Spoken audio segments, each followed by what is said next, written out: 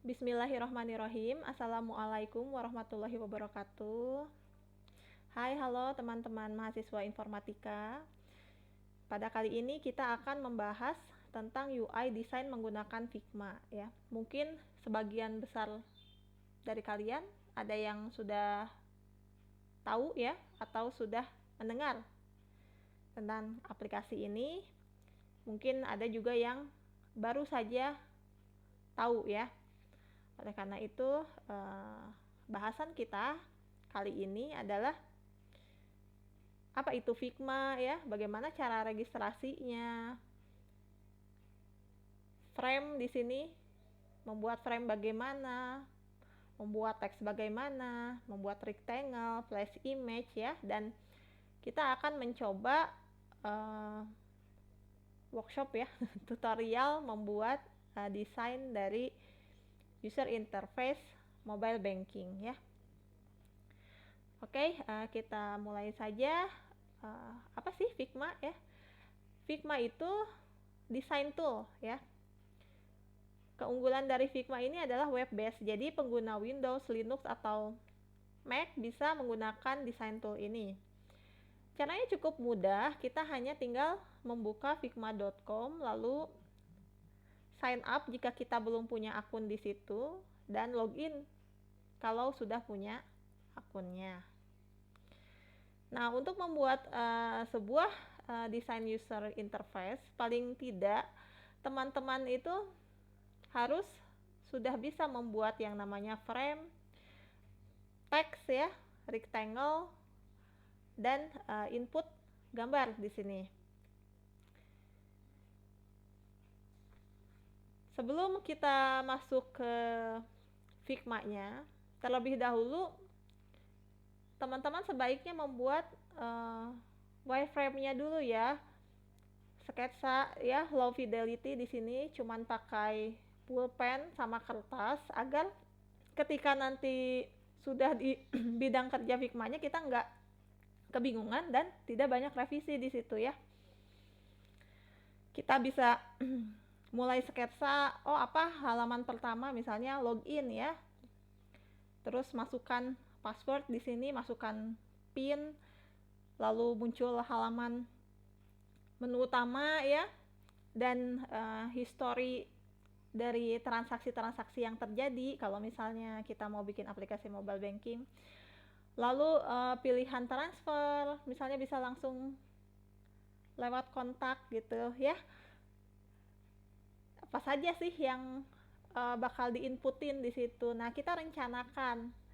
Setelah rencana membuat wireframe ini, kita tentukan temanya gimana ya, desainnya bagaimana gitu. Oh, sekarang sedang happening dark mode ya, misalnya. Kita pakai dark mode, warnanya apa aja yang dibutuhin ya, hitam yang selaras misalnya dengan hitam yang soft. Kita cari itu color tone-nya agar warnanya lebih harmonis ya. Nah, misalnya di sini saya mau nentuin karena di sini dark mode tapi nggak terlalu gelap ya. Di sini gray base ya. Dan tone-tone warna yang lain kombinasinya itu ada kuning, dipilihnya biru, dan di sini lilac ya atau warnanya keunguan. Nah, setelah kita sudah menentukan color tone-nya, temanya seperti apa, lihat lagi wireframe yang tadi. Apakah ada icon-icon yang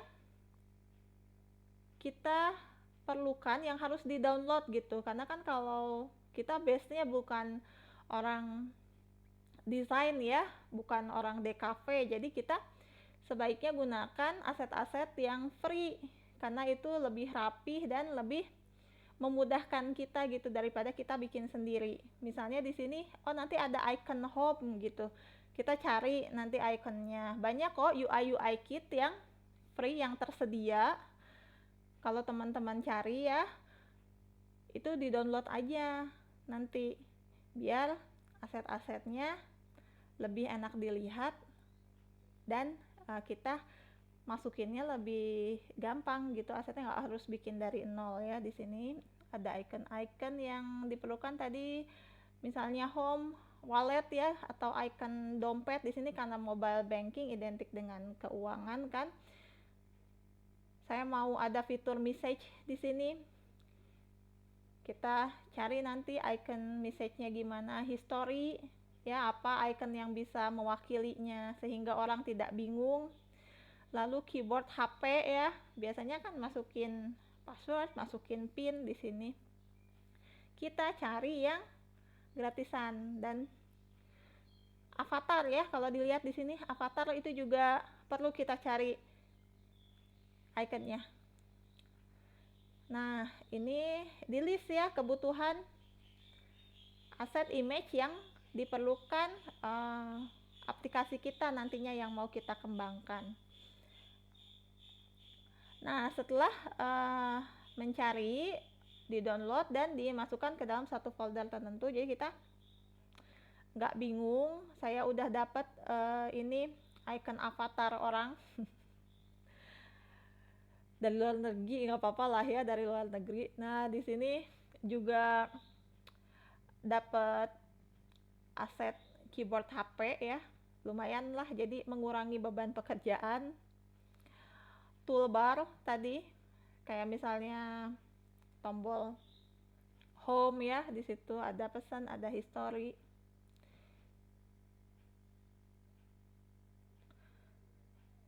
Ya, udah sih sebenarnya, nggak terlalu banyak juga. Ini karena warna putih ya, nggak kelihatan. Ini searching ya, soalnya tadi kan mau dark mode, jadi icon-iconnya ada yang warnanya putih.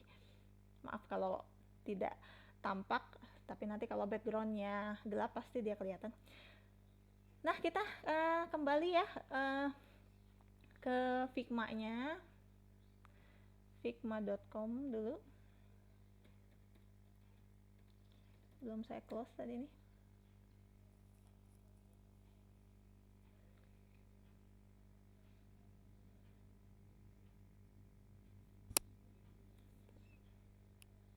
Nah, teman-teman kalau udah login ya, ini adalah tampilan awalnya. Jadi tampilan awal ini adalah project-project yang sebelumnya kita buat ya.